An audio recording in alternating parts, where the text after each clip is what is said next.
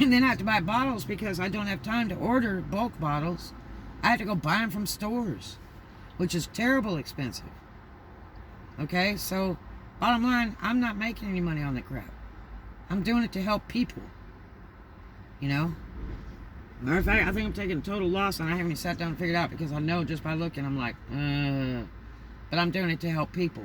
It's the shipping that costs because it's a volatile product, because it's, 75% alcohol. And a lot of these hand sanitizers on the market are no alcohol. Did you know that? Look at them.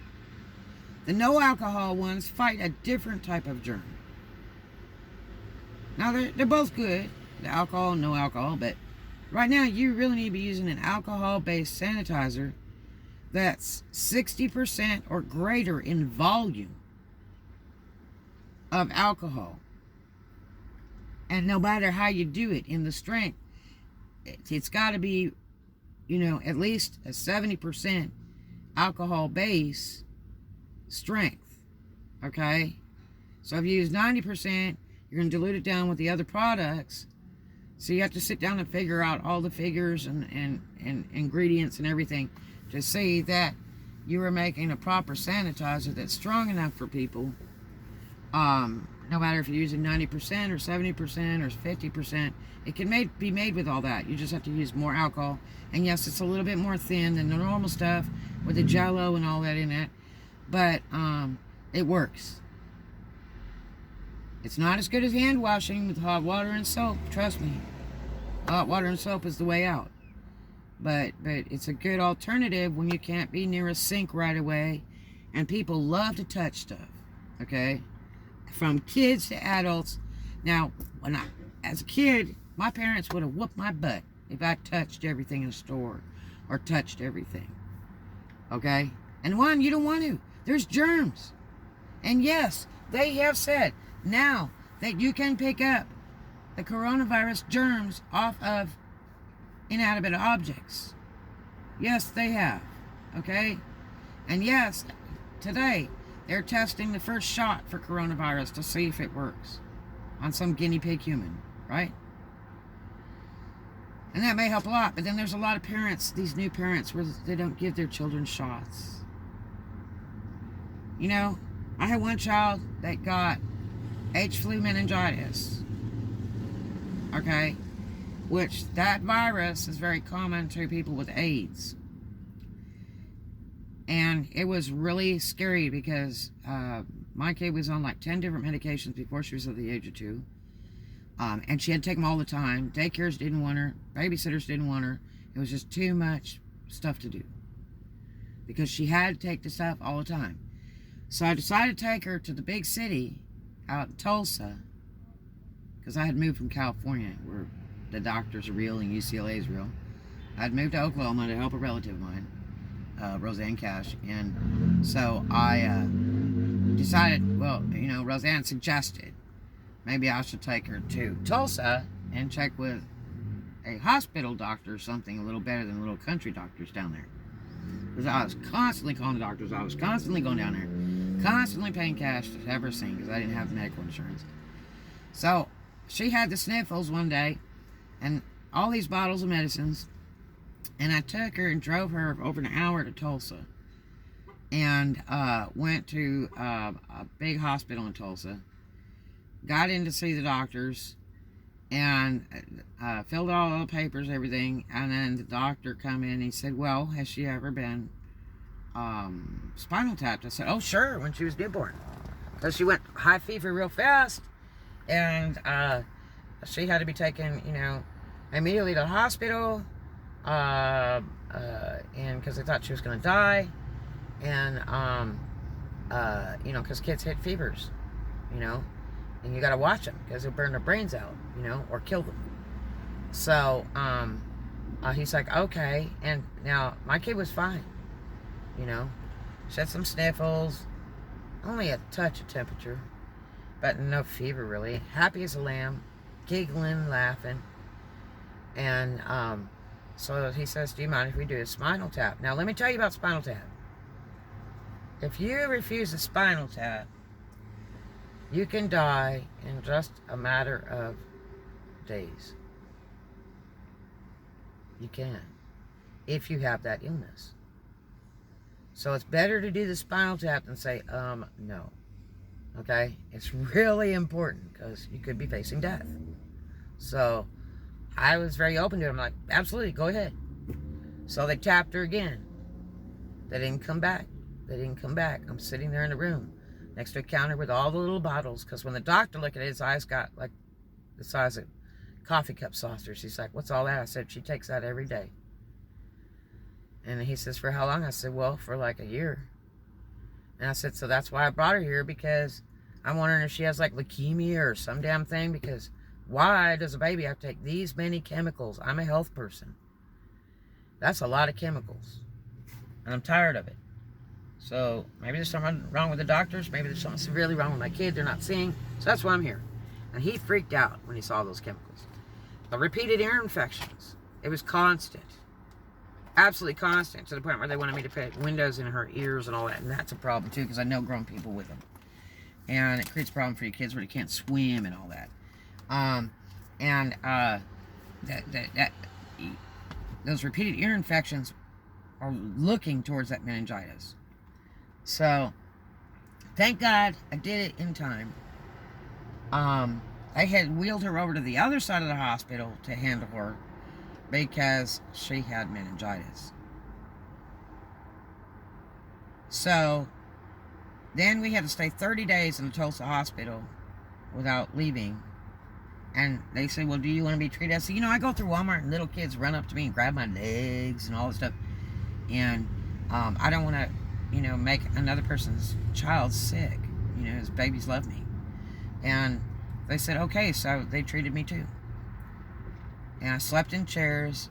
I slept in the floor, sitting on the floor against the wall, because I didn't have accommodations, for you to be with your baby. So you just did what you had to do. Okay? It was that or my car, and, I wasn't, used to sleeping in a car or thinking it was proper because you couldn't do it in California. But, I did that for like 30 days. And then when we came home, then I had release papers that said she was clear, not sick, everything was good. She had hearing tests and brain damage tests, and she cleared all that, oddly enough, which she shouldn't have. But she succeeded 100%. Wonderful. Because it can make you deaf and it can give you brain damage. So she came out 100% great. And, but as soon as I got back, her terrific daycares that she had and that, so I could work during the day, said they had no room for her. And every other daycare I went to try to get her in, it was like real quick they would decide no, or somebody was calling around telling them don't take her, that child had AIDS. I went to the health department to pick up her WIC. She dropped her bottle and the worker jumped up and backed up against the wall because she was afraid of the bottle milk kicking out and touching her. Okay? And she would get AIDS from a child that didn't have AIDS at any point in time. I couldn't get a babysitter anywhere in town. It was horrible. It was so bad that it was like putting me out of work. And I was a single parent, and I'm not a big fan of welfare. I hate it. I've done it like 3 months of my life. Forget welfare. So, that created a big problem, people's ignorance. I carried that letter around and I showed it to people. And when the worker jumped, I'm like, what's wrong with you? It's like, my daughter doesn't have germs. And she's like, oh no, she doesn't. She has AIDS. I said, my daughter does not have AIDS. I was so mad I want to sue those people. And the funny thing is, my uncle's one of the biggest lawyers in the town. But I had the letter, and I went back to the doctors. I said, I'm having problems with daycares and everything else. He said, well, you have the letter. And I said, well, this is terrible. Do I need to go to the state about it, or what do I need to do?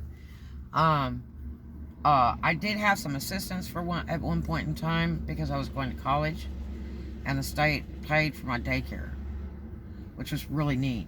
They would only do it at daytime, of course. And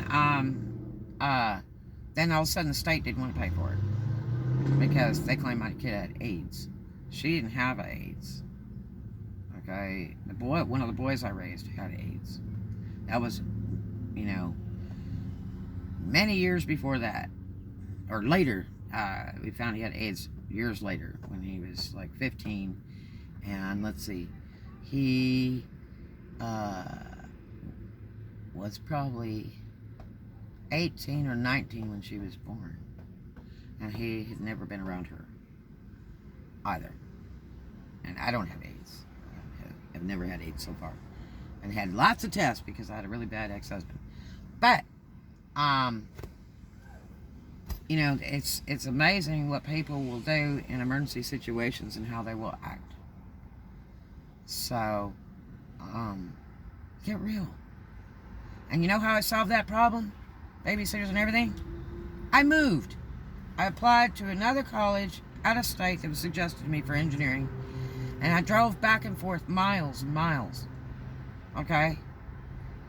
And with my baby, and went to go interview with the college and all that stuff, and talk to them in person and everything, and then got my transfer. And at one point I was actually enrolled in 2 colleges at one time because I was moving to the other one. So it was really, really neat. And I was just into a whole new world where nobody knew, and it wasn't on any documents that said my child had AIDS, and she had H flu meningitis. And you know what? They didn't have a shot for it back then. So that's my bottom line. All these new moms with, oh, we don't give our kids shots. We don't give our kids shots because of the chemicals and this and that. If they'd have had the shot for the H flu meningitis back then, there's a huge possibility my child would have never got that. And it's transferred from other people. It doesn't just grow in your body. It's carried in the nostrils of a human being. Okay? And originally we feel that she got it at one of the daycares she was at because one of the people there tested positive for it. So it's kind of obvious my daughter got it at a daycare. Okay? Because she was too young to attend school. So, you know, and everybody was running around saying she had AIDS. So, they offered up AIDS tests, both of us, when I went to the emergency room that day. And, or not the emergency room that day, to the big hospital that day. And I said, sure, yeah, test us both. We came up fine. So, you know, also the coochie cancer thing. I have another child that her grandmother died of coochie cancer in a year. And where her husband had over $1 million, and he told the doctors, I will pay whatever it takes to keep her alive. And they said, there's nothing we can do. It's like your money's no good here. They now have a shot for the coochie cancer thing. Okay? It takes time. Eventually, they'll get a good vaccine for this coronavirus thing, and that will be wonderful. It just takes time, just like mumps, measles, rubella. You know, there's still one guy that lives in an iron lung. He's a lawyer and lives in an iron lung every day of his life. And that's so unheard of. It was a big thing back when I was a kid, you know. And people with polio. I have personal friends that had polio that were crippled. I mean, gimped up. And it's because of bad illnesses. And a lot of it's because there was no vaccine. And people weren't clean. You know, what is that saying? And this too will pass. So, stay safe, keep positive, grow up. You know, we had ways we did things before. Pampers, baby wipes, glass food jars for baby food, and powdered baby milk, and all these perfumes and fancy bubble baths and bullcrap that you people think is necessary to raise a baby. That stuff never existed back then. A lot of them didn't even have hospitals back then. a doctor or a midwife came to the house. Okay? Medical system has advanced incredibly in my day and age since I was newborn to today. And I'm not that old. It's advanced incredibly since my daddy was born to today. It's advanced incredibly since my grandmothers were born and lived as long as they did, my grandparents. So we still carry on. And don't put down the old ways, because really, I think they're the best ways. There's always an alternative. Just ask somebody a little older than you and you will learn. Because you're not going to die over some Pampers or baby wipes. Grow up.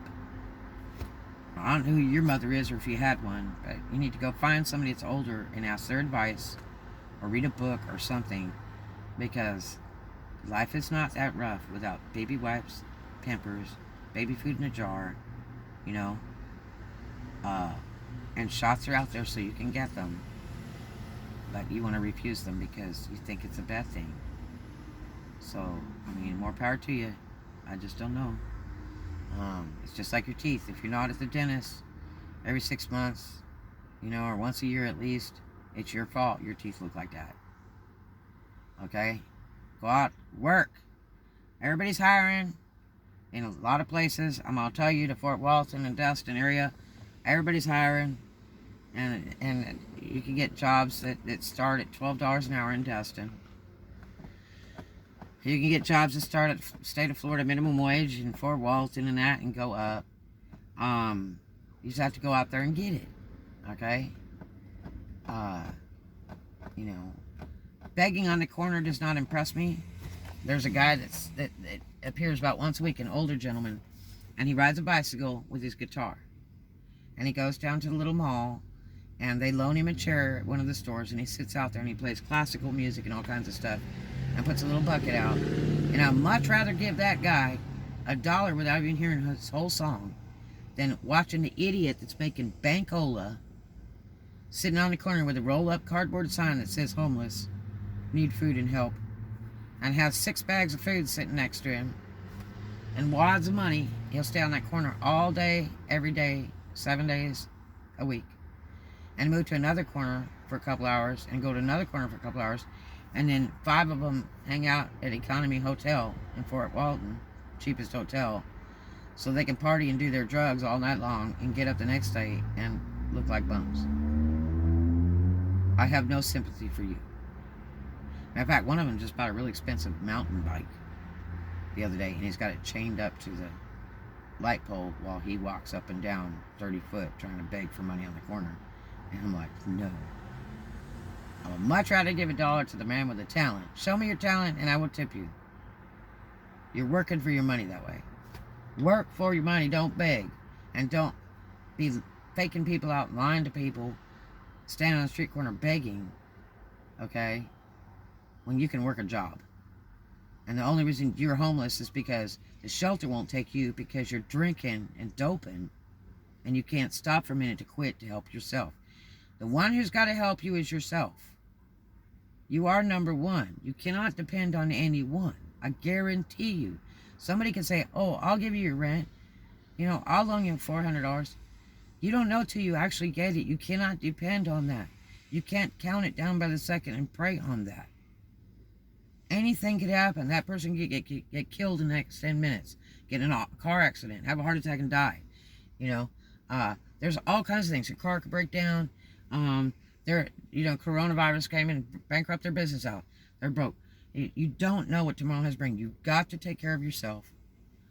You cannot depend on people. You can try, but it's not always 100%. You know what I mean? Some people just say that stuff. You know how much money I've loaned out in my lifetime? Thousands and thousands and thousands of dollars to people that cried and begged and promised to pay me back. And you know what all I ever got was, I hate you. Yeah. Well, sure did. Sure did. I hate you. I'll do this to you. I got one guy that put out over $5,000 for so he could buy a tow truck in Oklahoma. It was my mechanic. That's another long story, too. And I had a little bitty kid. And I never got that money back. I sure could have used that money as a single parent now. You know? That's a pity, isn't it? People use you up. But he did offer a free service. When I called for the first $60 to use my water bill in my salon. Say by chance, could I maybe get some of that money? And it was like 6 months or a year later that he got that money. And he'd been running record service and doing it in 2 states. And he said, F you, and I will pick up your Lincoln and dump it in Lake Salina. How about that? I was like, oh, come on. I'm just trying to get a little bit of my money. My water bill's due. I thought I'd go ahead and see if I could catch you first for $60. I need my water bill from my shop. And that's all I'm asking for. I'm not asking for the whole $5K. Because he never made a payment. Ever. And never did. But I got the I hate you back. You know what I mean? That's pretty bad. I was a single parent. You know? That could have been spent on my child. Or on rent. You know? And back then, rent was like $400 a month. For a nice place. A really nice place. So, anyway, I hope you're doing well. And appreciate your thoughts, your comments, your opinions below. Please be nice. Don't cuss. And don't spam my channel. Because I will remove it. I will report it to YouTube first. But I hope you have a really great day. And this too shall pass, okay? Do not sweat the small stuff. If you do, you'll make yourself a nervous wreck. And that's no way to live. It really shortens your life. You gotta stay smooth, level, on keel, because tomorrow is another day. You don't know what tomorrow brings. Be patient. There's a lot of people getting real excited. And I think a lot of the vacancies in the stores is people hoarding for the internet to sell it for billions of dollars. And don't worry, they will get caught in time, one way or another, in life or by law. And you know, you may be getting fooled seeing empty shelves and places and that. And it's just because people are trying to resell it, and not because real people are going out and buying it. It's like real people are trying to go out and buy a little toilet paper, and they're seeing a whole shelf was vacant. They're like, oh my God, I guess I'm going to have to go somewhere to find cases of it. You don't have room to put all that crap in your house. You got a whole United States around here, and somebody's making the crap. They're making it as fast as they can. Just like hand sanitizer. It's gone up 312% of their sales.